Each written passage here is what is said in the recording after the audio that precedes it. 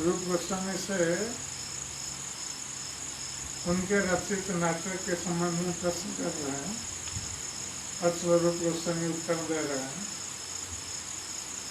तो राय रामानंद ने रूप गोस्वामी से पूछा है कि भगवत प्रेम के लक्षण के संबंध में, कि भगवत प्रेम का क्या लक्षण है।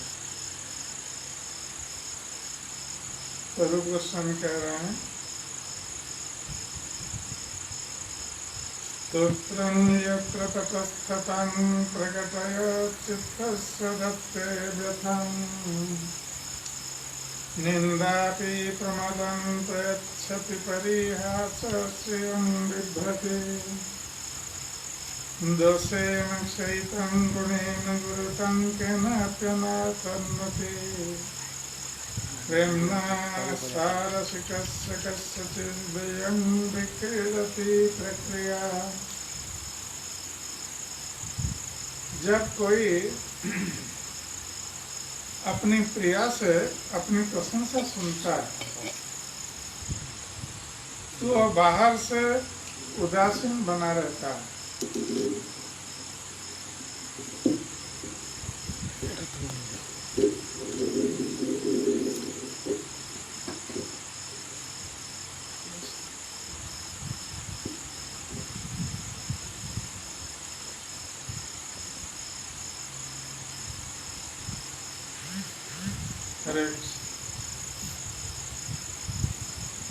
जब कोई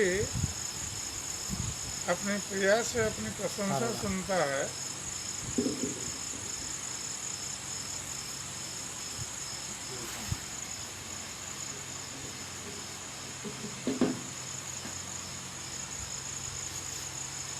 जब कोई अपनी प्रिया से अपनी प्रशंसा सुनता है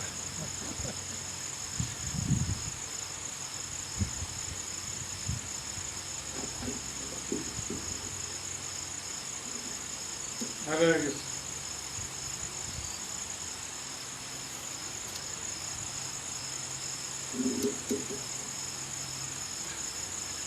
जब कोई अपनी प्रिया से अपनी प्रशंसा सुनता है तो वो बाहर से उदासीन बना रहता है,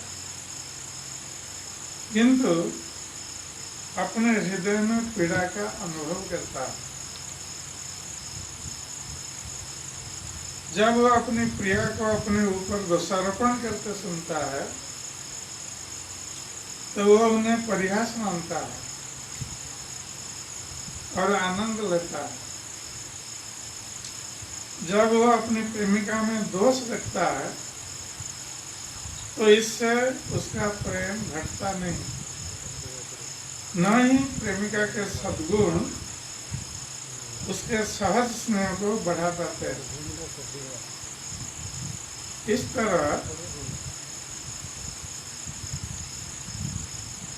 स्वाभाविक प्रेम सभी परिस्थितियों में चलता रहता है।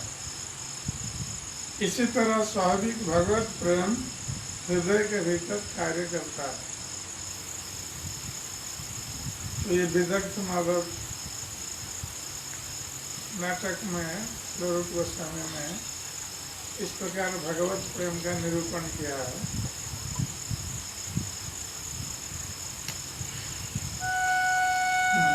तो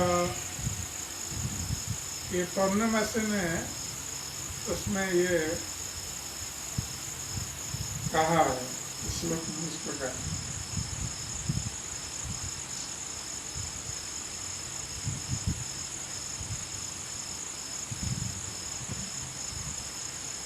श्रुत्वा निष्ठुरतं मनेन्दुवन्मन वदन प्रेमं पुरं विन्दते शान्ते शान्तिधुरं विधाय विदुरे प्रयर्परं शिष्यते किं वा पामरकामकार्मुक परित्रस्त विमोक्षत्य सुन् हामुग्धात् फलिनी मनोरथलतामुद्भिमयोन्मूलिता।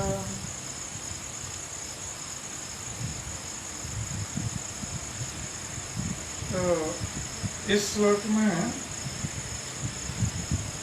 भगवान श्री कृष्ण श्रीमती राधा रानी के प्रति अत्यंत क्रूर होने के कारण पश्चाताप कर रहे हैं।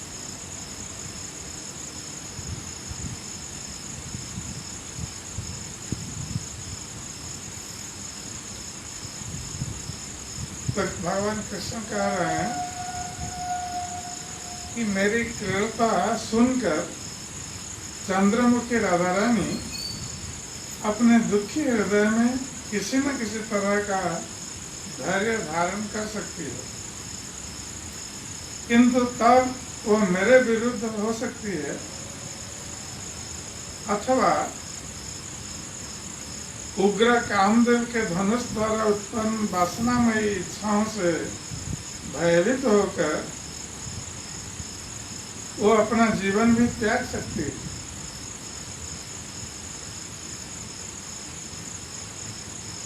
हाय, मैंने उनकी इच्छा रूपी कोमल लता को, जिसमें फल आने ही वाले थे, मूर्खता पूर्वक उखाड़ दिया है।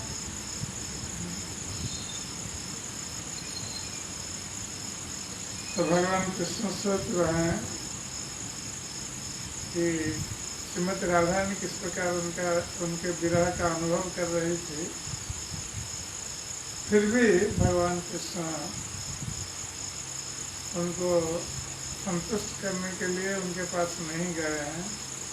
इसलिए अपनी क्रूरता के संबंध में इस प्रकार पश्चाताप कर रहे हैं कि मेरी क्रूरता के कारण या तो श्रीमती राधा रानी धैर्य धारण कर सकती है अथवा अपना प्राण भी त्याग सकती है।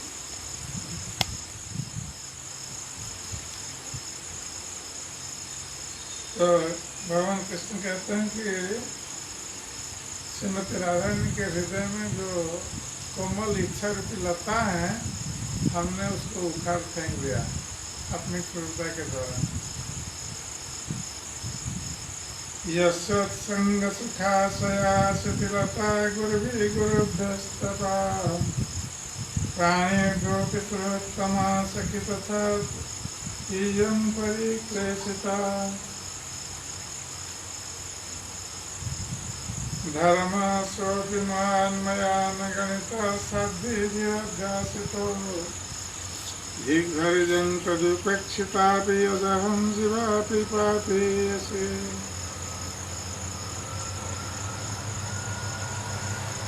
तो ये श्लोक श्रीमती राधा रानी अपनी सखी विशाखा से कह रही है कि हे सखी, उनकी संगति तथा आलिंगन के सुख की इच्छा से मैंने अपने गुरुजनों तक की उपेक्षा की और उनके समक्ष अपनी लज्जा तथा गंभीरता को शिथिल कर दिया। इसके अतिरिक्त यद्यपि तुम मेरी सर्वोत्तम सखी हो और मुझे अपने प्राणों से भी अधिक प्रिय हो, किंतु मैंने तुम्हें इतना कष्ट पहुंचाया है। निसंदेह मैंने अपने पतिव्रता व्रत को भी ताक पर रख दिया, जिसका सर्वोच्च भद्र महिलाएं पालन करती हैं। हाय, यद्यपि वो इस समय मेरी उपेक्षा कर रहे हैं, अर्थात कृष्ण मेरी उपेक्षा कर रहे हैं, मैं इतनी पापीन हूं कि अभी भी जीवित हूं। इसलिए मुझे अपने तथाकथित धैर्य को धिक्कारना चाहिए। इस प्रेम के लक्षण बताया जा रहा है। गृहांत खेलंतो निज सहज बाल्यस्य बलना अभद्रं भद्रमा किमपि न जानीमहि मना वयं नेतुं युक्तः कथं शरणं कामपि दशं कथं वनाभ्याते प्रथयितुम् उदासीना पदवी। मैं अपने घर में, ये श्रीमती राधा रानी कृष्ण से कहती है, मैं अपने घर में क्रीड़ाओं में व्यस्त थी और बचपन की अबोधता के कारण अच्छा बुरा नहीं जानती थी। इसलिए क्या आपके लिए यह उचित है कि आपने पहले हमें अपनी ओर इस तरह आकृष्ट किया और फिर हमारी उपेक्षा की? अब आप हमसे उदासीन हो। क्या आप सोचते हो कि यह उचित है? अंतः क्लेश कलंकिता किल वयं यामोद्ययं पुरीं नायं वंचन संचय प्रणयिनं हासं तथा युज्यते अस्मिन् सम्पुटिते गभीरकपटैराभिर्पल्लीविटे हा मेधाविनिराधिके तव कथं प्रेमाङ्गरीयानुभूत्।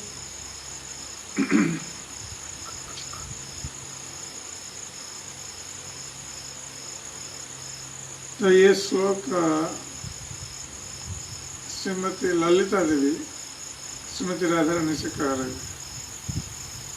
हमारे हृदय दुखमय परिस्थितियों से इतने दूषित हैं कि हम निश्चित रूप से यमराज के लोक जा रहे हैं, अर्थात हमारी मृत्यु निश्चित है। फिर भी कृष्ण अपनी सुंदर प्रेममयी मुस्कान नहीं त्यागते, जो ठगी की चालों से पूर्ण है। तो ललिता देवी श्रीमती राधा रानी से कहती है कि कृष्ण के विरह में हम सब दुखी हैं और निश्चित रूप से हम यमलोक को जाएंगे, अर्थात हमारी मृत्यु हो जाएगी उनके विरह में। किंतु कृष्ण इस स्थिति में भी, हमारी स्थिति में भी अपनी मुस्कान को नहीं त्यागते, जो ठगी की चालों से पूर्ण है। अर्थात कृष्ण ने अपनी मुस्कान द्वारा हम लोगों को विमोहित किया है, अपनी ओर आकृष्ट किया है और इस प्रकार हमें प्राण त्याग के लिए बाध्य कर रहे हैं। हे श्रीमती राधा रानी, तुम बड़ी बुद्धिमान हो। तुमने किस तरह पड़ोस के ग्वालों के धोखेबाज लंपट के प्रति इतना अधिक प्रेम विकसित कर लिया।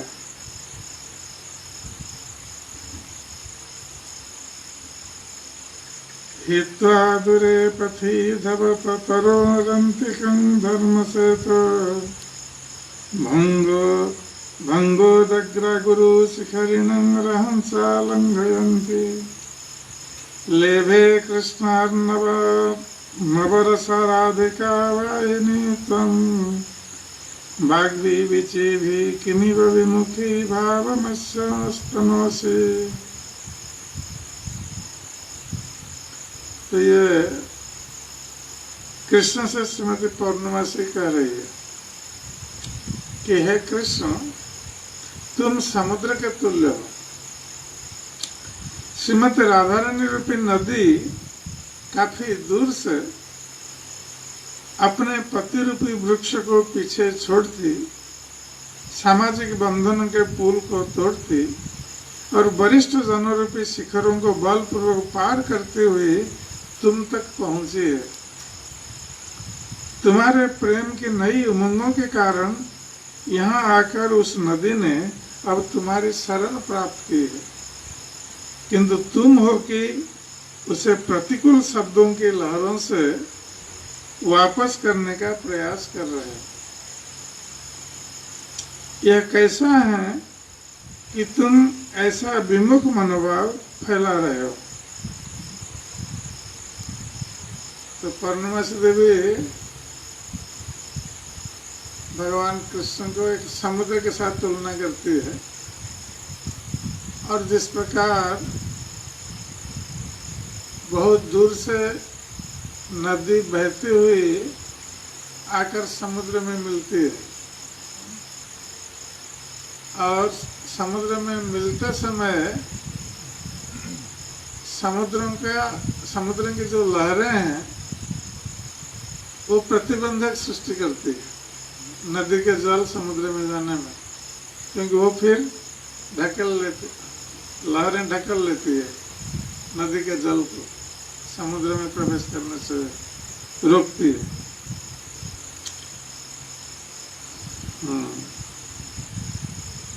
तो इसलिए पौर्णमासी देवी कहते हैं कि हे कृष्ण, तुम समुद्र के समान है और राधा रूपी नदी कई प्रतिबंधों को पार करते हुए,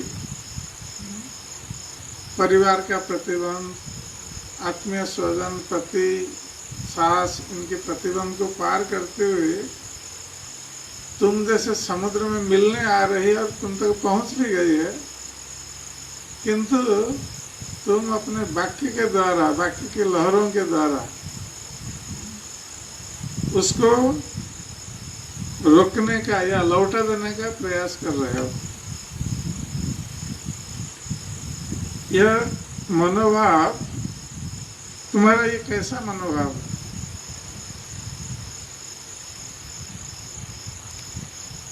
राय कहे वृंदावन मुरली निस्वन, कृष्ण राधिकार कैसे करिया छ वर्णन।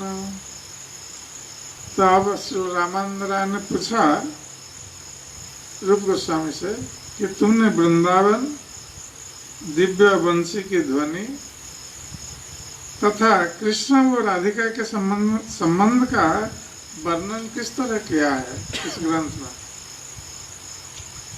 कह तुम्हार कवित्व सुनी है चमत्कार, क्रमे रूप गोसाई कहे करी नमस्कार। तो राय रामानंद ने कहा कि कृपया मुझे ये सब बतला कि तुम्हारी कवित्व शक्ति किस प्रकार अद्भुत है। रूप गोस्वामी रामानंद राय को नमस्कार करके उनके प्रश्नों का क्रमशः उत्तर देने लगे। सुगंधौ माकंद प्रकरम करंदस्य मधुरे, विनिंशन देवंदी कृत मधुप वृंदं मुहुरिदं।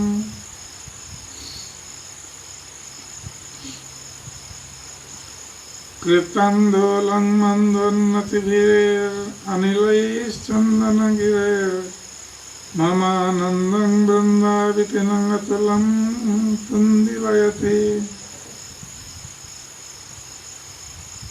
तो कृष्ण कह रहे हैं, नव विकसित आम्र की मंजरियों से रिश्ती हुई मीठी सुगंधित मधु पुनः पुनः भौरों के समूह को आकृष्ट कर रही है, और यह वन चंदन वृक्षों से पूर्ण मलय पर्वत से आने वाली मंद गतिमान वायु से कंपित हो रहा है।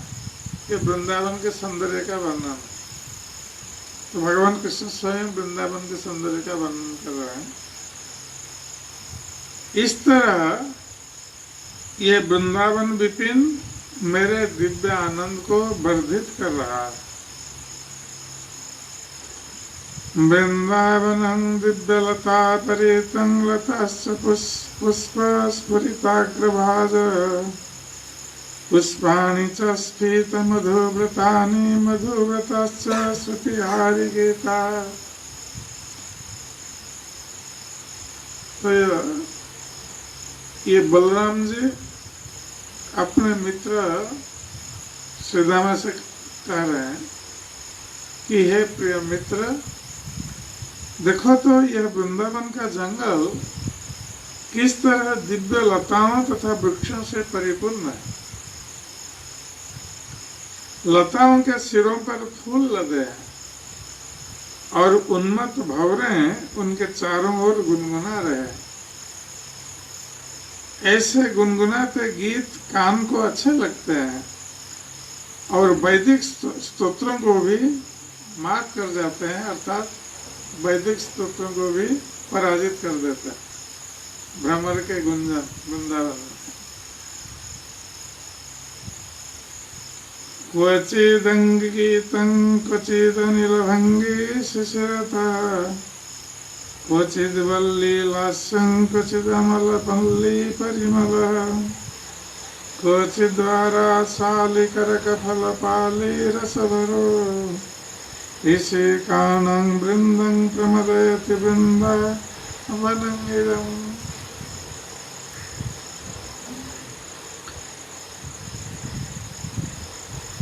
तो ये कृष्ण वृंदावन का वर्णन कर रहे हैं अपने मित्र मधुमंगल से कि हे प्रिय मित्र, यह वृंदावन का वन हमारी इंद्रियों को विविध रूपों से बड़ा आनंद प्रदान करता है। कहीं भौरों के झुंड गा रहे हों तो कहीं मंद वायु सारे वातावरण को शीतल कर रही है। कहीं लताएं एवं वृक्षों की टहनियां नाच रही है। मल्लिका पुष्प अपनी सुगंध बिखेर रहे हैं और अनार के फल निरंतर प्रचुर रस की धार बहा रहे हैं।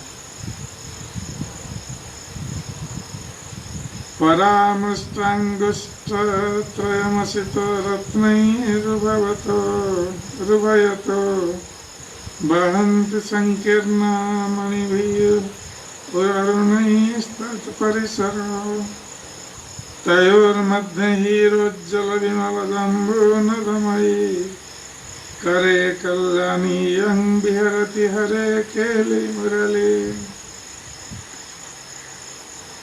तो ये पर्णवासी ललिता देवी से कह रही है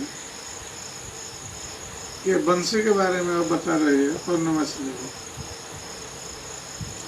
कृष्ण की लीला बंसी 3 अंगुली लंबी है,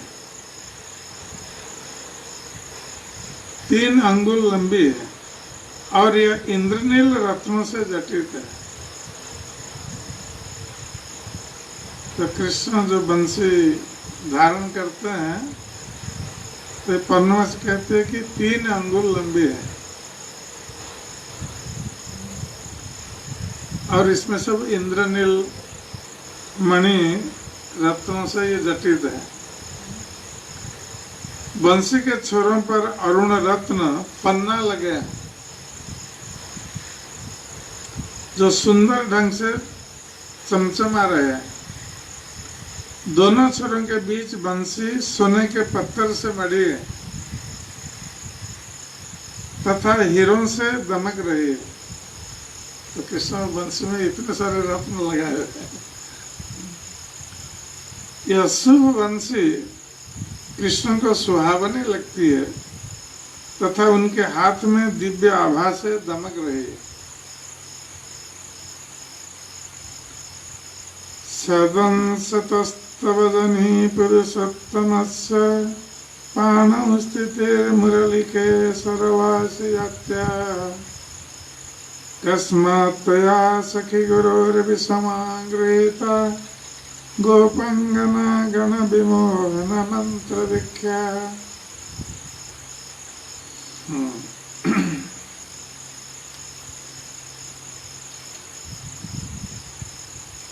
तो श्रीमती राधा रानी कह रही है वही बंसी के संबंध में कि है मेरी प्रिय सखी मुरली, ऐसा प्रतीत होता है कि तुम अत्यंत उत्तम परिवार में उत्पन्न हुई हो, क्योंकि तुम्हारा निवास स्थान श्री कृष्ण के हाथों में है। तो श्रीमती राधा कहती है कि तुम उत्तम परिवार से उत्पन्न हुई है, इसलिए तुम्हारा सौभाग्य है कि तुम हर समय कृष्ण के हाथ में रहती हो। जन्म से तुम सीधी सादी हो और तनिक भी कुटिल नहीं हो। वंश सीधा होता तो फिर तुमने इस खतरनाक मंत्र में दीक्षा क्यों ली है? उसमें राधन कहते तुम तो सीधी सादी हो, कहीं कुटिल तो दृष्टिया तो नहीं होती है तुम, तो फिर ये भयंकर जो मंत्र दीक्षा तुमने ली है ये किस लिए ली है? और ये भयंकर मंत्र किस लिए है कि जो एकत्र हुई गोपियों को मोहित करता है। तो जब भगवान कृष्ण बंसी वादन करते हैं तो गोपियां मोहित हो जाती हैं। इसलिए श्रीमती राधा कहते हैं कि ये बंसी तुमने ये दीक्षा कहाँ से ली कि तुम सारी गोपियों को मोहित कर रहे हो।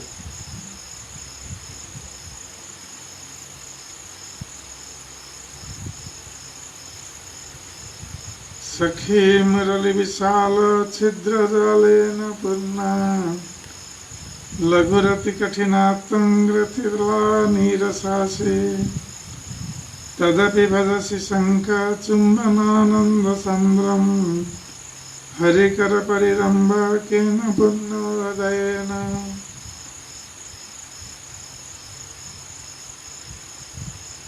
तो ये चंद्रावली कह रही है बंसी के संबंध। हे मेरी प्रिय सखी बंसी, तुम अनेक छिद्रों या दोषों से युक्त हो। तुम हल्की, कठोर, रसहीन तथा गांठों से भरी हो। तो ये छिद्र बता रही है। किंतु किस तरह के पुण्य कर्मों ने तुम्हें भगवान द्वारा चुंबित होने तथा उनके हाथों द्वारा आलिंगित होने के लिए प्रवृत्त किया है। तो चंद्रावली कह रहे हैं कि हे बंसी, यद्यपि तुम अनेक दोष युक्त हो, और ये दोष क्या है कि बहुत तुम हल्की हो और कठोर भी हो, रसहीन हो, तुम्हें कोई रस नहीं है, ये बांस की लकड़ी है, तो ये सूखा है, रसहीन है, और गांठों से भरी हो, कई गांठ हैं तुम्हें, इसलिए तुम कई दोषों से पूर्ण हो। किंतु तुम्हारा ऐसा कहाँ कैसे सौभाग्य का उदय हुआ कि तुम भगवान कृष्ण के अधरों के द्वारा चुंबित हो रहे हो। अर्थात भगवान कृष्ण जब बंसी वादन करते हैं तो तुम्हें चुमते हैं, और उसके साथ साथ तुम उनके हाथों द्वारा आलिंगित भी हो। अर्थात तुम्हारा कैसे सौभाग्य का उदय हुआ है कि तुम भगवान कृष्ण का आलिंगन और चुंबन प्राप्त हो रहे हो।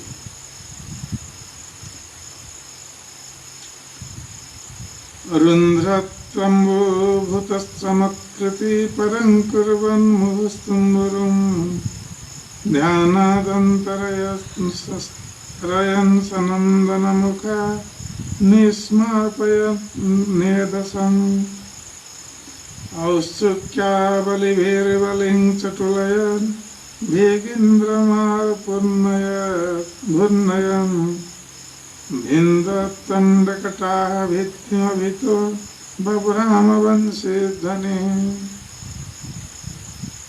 ये मधुमंगल कृष्ण से कहा है।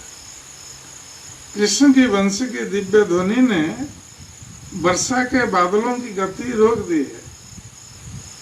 तो भगवान कृष्ण की वंशी ध्वनि का प्रभाव क्या है, ये मधुमंगल वर्णन कर रहे हैं। तो जैसे वर्षा काल में बादल आकाश में तेज गति से प्रवाहमान होते हैं, किंतु जब भगवान कृष्ण की वंशी ध्वनि सुनाई पड़ती है तो ये बादलों की गति रुक जाती है। गंधर्व को आश्चर्यचकित कर दिया, और जब भगवान कृष्ण वंशी ध्वनि करते हैं तो गंधर्व लोग आश्चर्यचकित हो जाते हैं। इतनी सुंदर बंसी वादन भगवान कृष्ण करते हैं, क्योंकि गंधर्व लोग वादन और गायन कार्य में बहुत प्रवीण होते हैं, दक्ष होते हैं। तो जब भगवान कृष्ण बंसी वादन करते हैं तो ये आश्चर्यचकित हो जाते हैं कि हमसे अच्छा ऐसा बंसी वादन कौन कर रहा है। और सनक तथा सनंदन जैसे महान संत पुरुषों के ध्यान को चलायमान कर दिया कृष्ण की वंशी ध्वनि ने। सनक सनातन ये महान महाजनों में गण्य है और महान योगी है, और ये जब ध्यान करते हैं तो उनका ध्यान भी भगवान कृष्ण की वंशी ध्वनि भग्न कर देती है, उनका ध्यान भंग हो जाता है।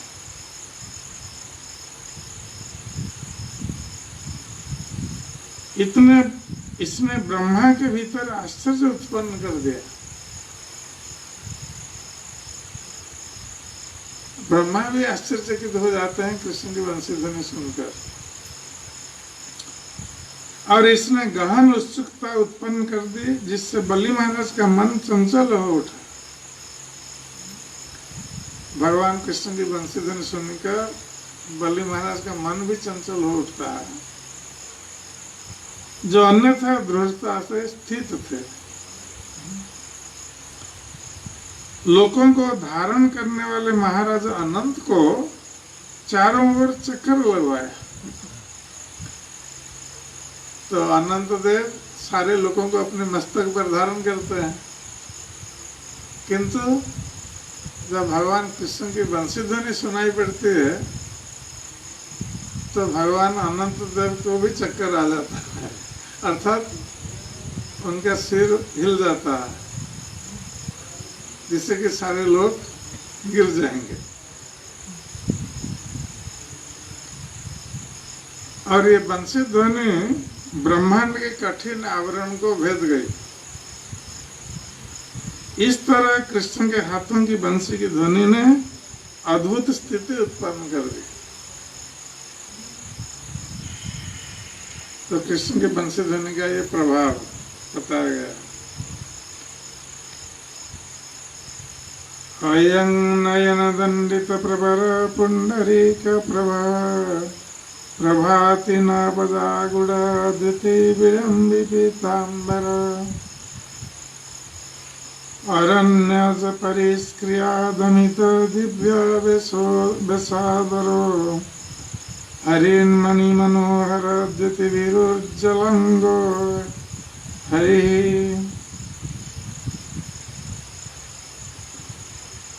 तो ये पौर्णमासी देवी भगवान कृष्ण के सुंदर रूप का वर्णन कर रही है। तो कहते हैं कृष्ण की आंखों की सुंदरता श्वेत कमल की सुंदरता को मात कर जाती है, अर्थात श्वेत कमल की सुंदरता भगवान कृष्ण की आंखों की सुंदरता के सामने कुछ नहीं है। उनका पीतांबर कुमकुम के नवीन अलंकरणों की चमक को मात करता है तथा उनके चुने हुए जंगली फूलों के गहने सर्वश्रेष्ठ वस्त्रों की लालसा को दमित कर देते हैं। तो भगवान कृष्ण पीतांबर धारण करते हैं और उस पीतांबर की जो चमक है ये कुमकुम के नवीन अलंकरण को भी पराजित कर देती है। और भगवान कृष्ण के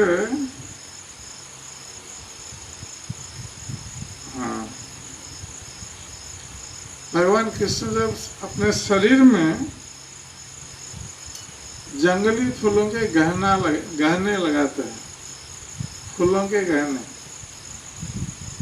ऐसे तो लोग स्वर्ण और चांदी के गहने पहनते हैं, किंतु भगवान कृष्ण का जो बनमाली वेश है वो वन में माला धारण करते हैं और फूल को माला करके इधर उधर से धारण करते हैं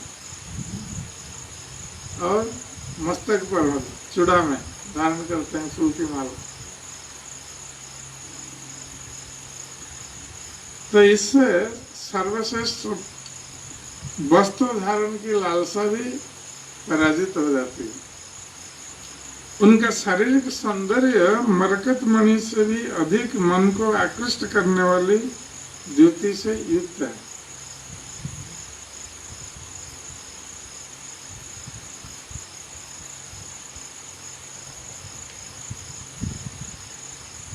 जंघादस्तट संगी दक्षिण पदं किंचित भूत्नात्रिकम् साथी स्तंभित कंधरं सखितिरा संचारि नेत्रं चलन् वंशे कुट्मालिते ददान धरेरे लंगुले संगतम् रिंग दद्धु भ्रमरं बरंगि परमानंदं पुरा स्वीकुरु।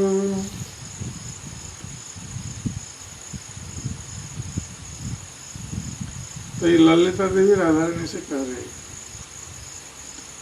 हे अतीव सुंदर सखी, तुम अपने समक्ष खड़े दिव्य आनंद से पूर्ण परम भगवान को स्वीकार करो।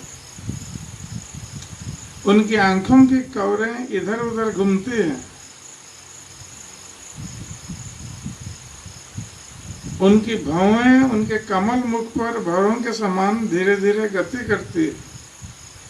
वे अपने वाम पद के घुटने के नीचे दक्षिण पद रखकर खड़े हैं। त्रिभंगिमा।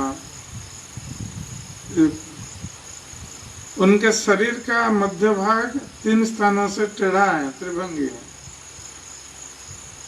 उनकी ग्रीवा शालीनतापूर्ण ढंग से एक ओर झुकी हुई है। ये अपनी बंसी को अपने कली जैसे बंद होठों पर रखे हैं और उनकी अंगुलियां उन पर इधर उधर चल रही है, अर्थात कृष्ण बंसी वादन कर रहे हैं।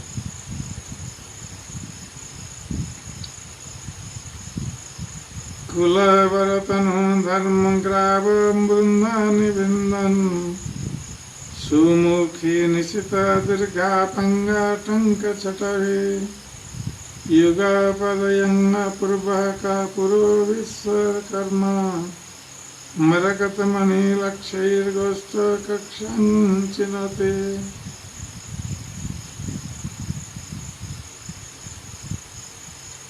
ये राधा रानी ललिता देवी से कह रही है कि हे सुमुखे, हमारे समक्ष खड़ा यह कौन रचनाकार है?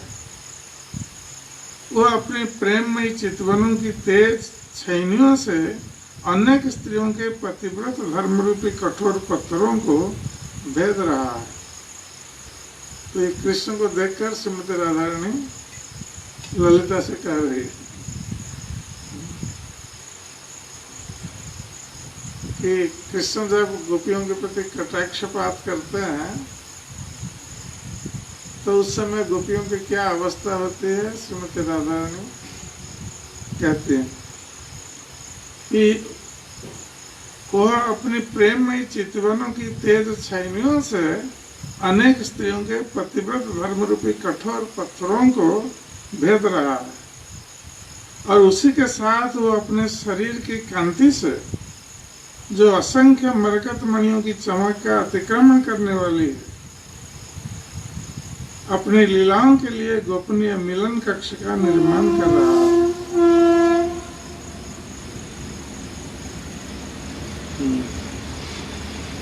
श्रीमती राधा रानी कह रही है कि कृष्ण के अपांग या कटाक्ष ये स्त्रियों के पतिव्रत धर्म को नष्ट कर देती है, अर्थात उनके प्रति गोपियों को आकृष्ट कर देता है तो कटाक्ष। और केवल गोपियों को नहीं, जो कोई भी भगवान कृष्ण का दर्शन करता है, उनके सुंदर रूप का दर्शन, तो कृष्ण के प्रति आकृष्ट हो जाता है। और उनके शरीर का जो शरीर की दीप्ति है, तेज है,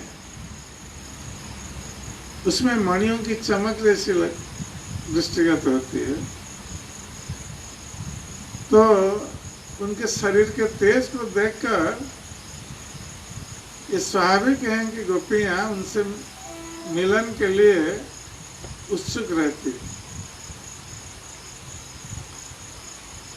महेंद्र मणिमंडली मद विडम्बिदेहाद्युते ब्रजेंद्र कुल चंद्रमा स्फुरति कोपी नभ्यजुवा सखी स्थिर कुलंगना निकर निबंधारगल छिंदा कारण कौतिक जयति यस्य वंशी ध्वनि।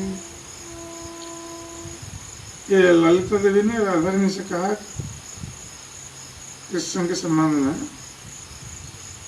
कि हे प्रिय सखी, यह नवयुवक श्री कृष्ण जो कि नंद महाराज के कुल का चंद्रमा है, इतना सुंदर है कि वह मूल्यवान मणियों के गुच्छे के सौंदर्य को भी परास्त करने वाला है। उसकी बंसी की ध्वनि की जय हो। क्योंकि यह चतुराई पूर्वक साध्वी स्त्रियों के धैर्य का भंग करता है और जिससे उनके कटिबंध तथा कसे हुए वस्त्र ढीले हो जाते हैं।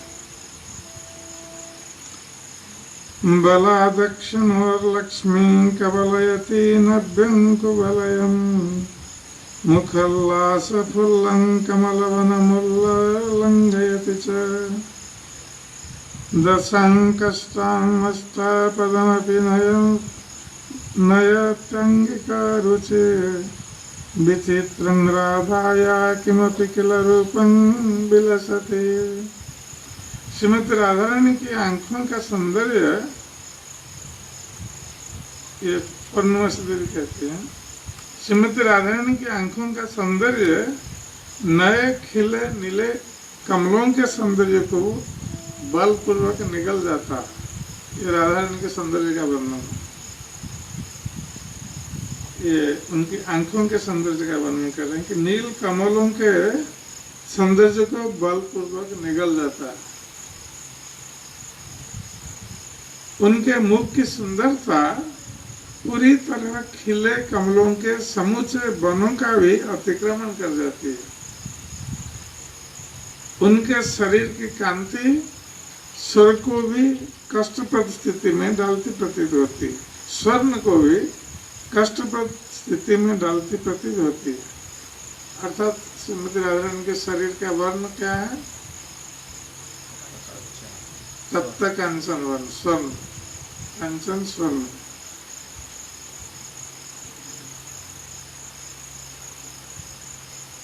इस तरह श्रीमती राधा रानी का अद्भुत अद्वितीय सौंदर्य वृंदावन में उदित हो रहा है।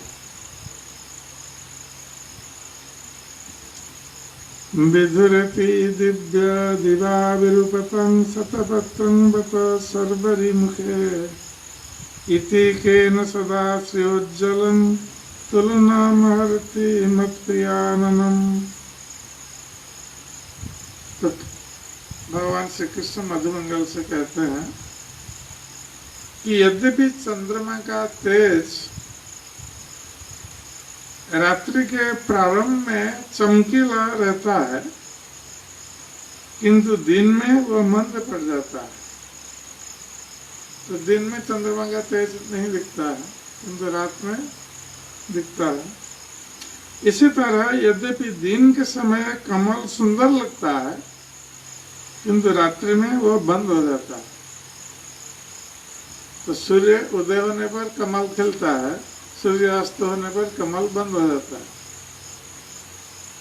किंतु हे मित्र, मेरी प्रियतमा श्रीमती राधा रानी का मुख चाहे दिन हो या रात सदा सुंदर तथा तेजयुक्त रहता है। अर्थात श्रीमती राधा रानी का मुख रूपी कमल ये बंद नहीं होता है। जिस प्रकार कमल, साधारण कमल दिन में खिलता है और जब कमल खिलता है सुंदर लगता है, जब कमल बंद हो जाता है उतना सुंदर नहीं लगता। किंतु श्रीमती राधा रानी का मुखमंडल सदा खिले हुए कमल की भांति सदा सर्वदा सुंदर लगता है और सतेज रहता है। ये कृष्ण प्रशंसा कर रहे हैं राधा रानी के सौंदर्य का, इसलिए उसके मुख की तुलना किससे की जा सकती है? कृष्ण कहते हैं कि राधा रानी के मुख की तुलना किसी वस्तु के साथ नहीं हो सकती। प्रमाद सतरंग स्मेरगंधर स्थलाया स्मर धनुरनुबंधी भूलतालस्य वाजा मदकलचल भृंगी भ्रांति भंगी दधान हृदयमिदमदांगी क्षित प्रक्षंग लक्ष्य कटाक्ष। तो भगवान कृष्ण कह रहे हैं, जब श्रीमती राधा रानी मुस्कुराती है तो प्रसन्नता की लहरें उसके गालों पर बहने लगती है और उसकी तिरछी भौहें कामदेव के धनुष के समान नृत्य करने लगती है। उसकी चितवन इतनी मोहक है कि यह मदोन्मत चंचल नृत्य करते भंवरों के तुल्य लगती है। इसका अर्थ है कि श्रीमती राधा ने जब मेरी ओर देखती है तो ऐसा लगता है कि जैसे भ्रमर उनकी आंखों में नृत्य कर रहे हैं।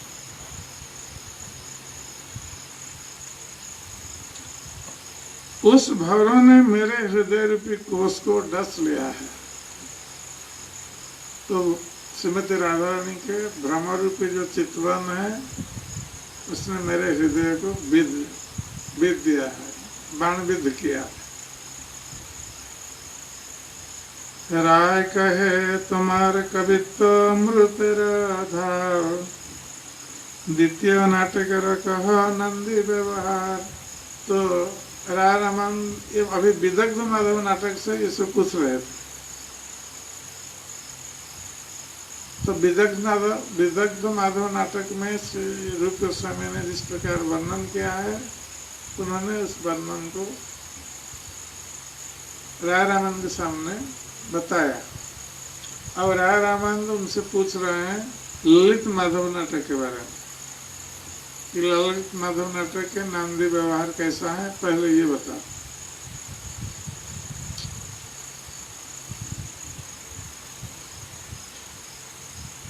रूप कहे कहाँ तुम्हें सूर्योपमा भास, मुई कोनो खिद्र जैन खाद्य प्रकाश। श्री रूप गोस्वामी ने कहा राय रामानंद से कि आपकी तेजस्वी सूर्य प्रकाश के समान उपस्थिति में मैं जुगनू के प्रकाश के समान नगण्य हूँ। तो अपनी विनम्रता प्रकट कर रहे हैं रूप गोस्वामी। कहते हैं राय रामानंद से आप तो सूर्य के प्रकाश के समान हैं और मैं जुगनू की तरह हूँ। जुगनू जानते हैं क्या?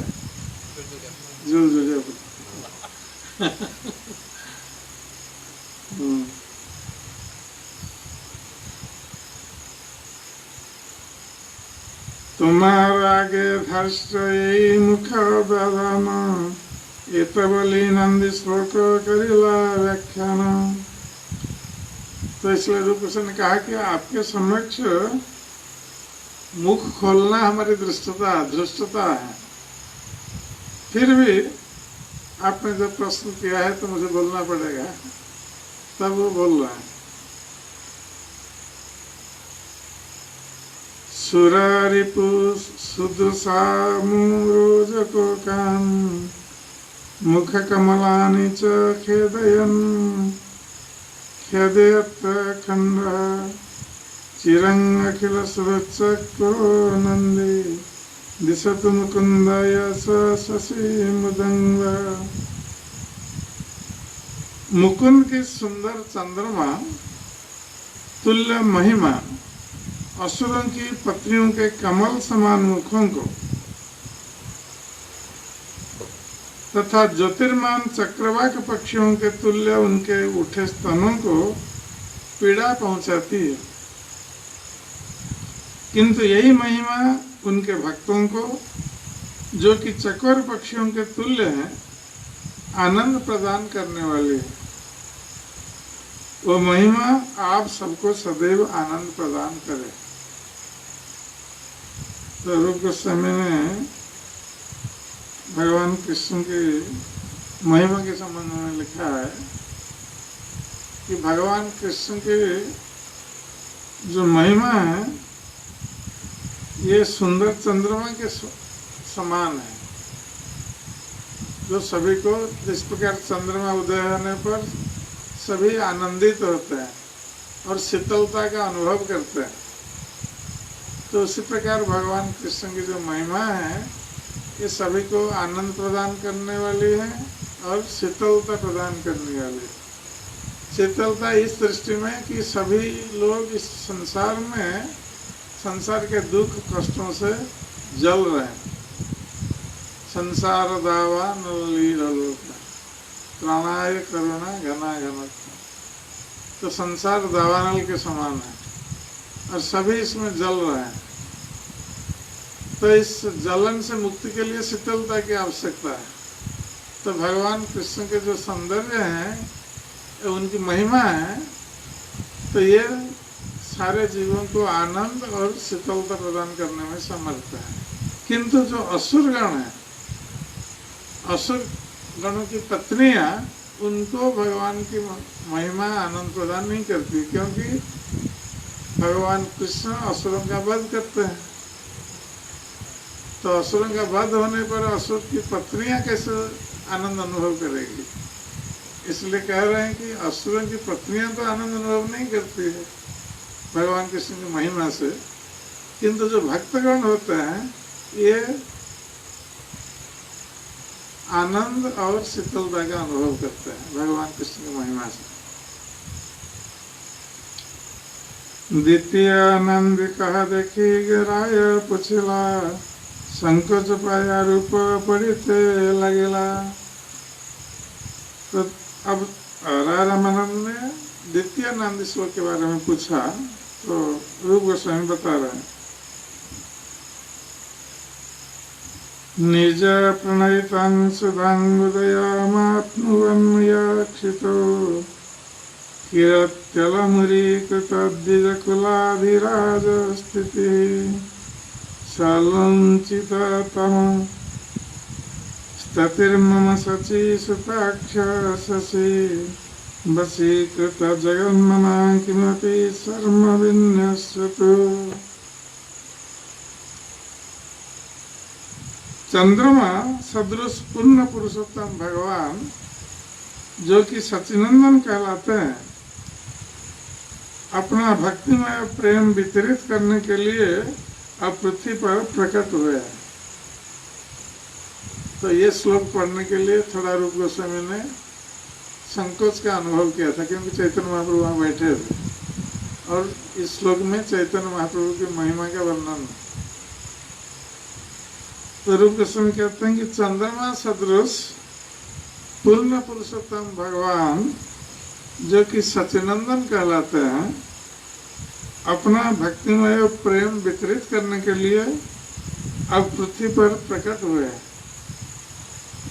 तो ये ब्राह्मण समुदाय के सम्राट हैं, वे अज्ञान के समस्त अंधकार को भगा सकते हैं और विश्व के हर एक व्यक्ति के मन को वश में कर सकते हैं।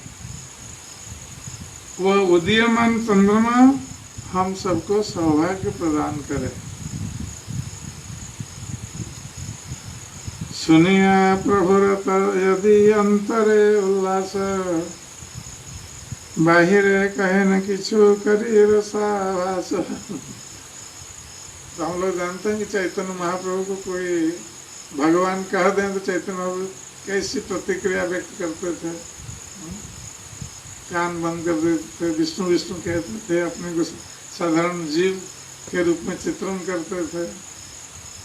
अब चैतन्य महाप्रभु के सामने रूप गोस्वामी ये श्लोक पढ़ रहे हैं जो नाटक में लिखा है, और जिस नाटक को आने वाली पीढ़ी, कई पीढ़ियां उस नाटक को पढ़ेगी, चैतन्य महाप्रभु स्वयं भगवान ने ये जानेगी।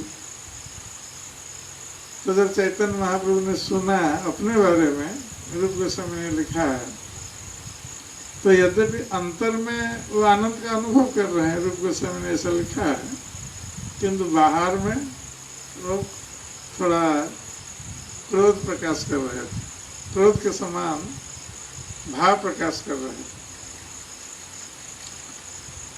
कहाँ तमार कृष्ण रस काव्य सुधा सिंधु, तार मध्य मिथ्या के न स्तुति खार बिंदु।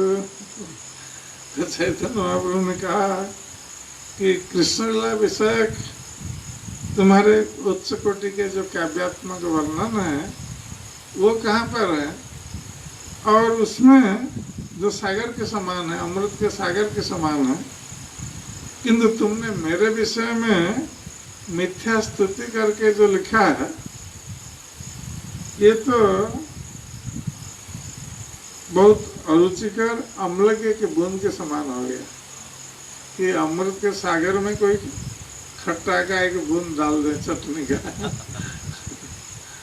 तो कैसा लगेगा। चैतन्य बाबू कह रहे हैं कि तुमने तो बहुत उच्च कोटि के काव्य की रचना की है, ये अमृत के सागर के समान है, और मेरे संबंध में वर्णन करके तुमने उसमें थोड़ा अमृत डाल दिया। तो इसका अर्थ है कि उसको अरुचिकर बना दिया। राय कहे रूपेर काव्य अमृतेर पुरा, तार मध्य एक बिंदु दिया छे कर्पूरा। तो राय राम ने कहा कि नहीं नहीं, ये अम्ल नहीं है।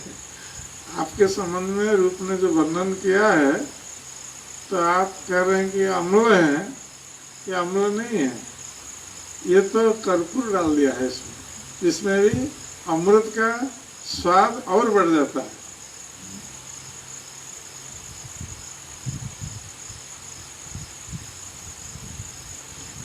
ठीक है, अजय चैतन्य महाप्रभु की लीलाएं हैं, ये अमृत की धारा है। बंद करने के लिए मन नहीं होता है, फिर भी करना पड़ता है। हरे कृष्ण। जय श्री चैतन्य चरितामृत की जय, जय श्री श्री गौरनिताई की जय, जय श्री श्री राधा श्याम सुंदर देवी की जय, जय श्री जगन्नाथ बलदेव सुभद्रा महारानी की जय, जय श्री गिरिराज गोवर्धन की जय, जय श्री प्रभुपाद जी महाराज की जय, जय गौर भक्त वृंद की जय, निताई गौर प्रेमानंदे हरि।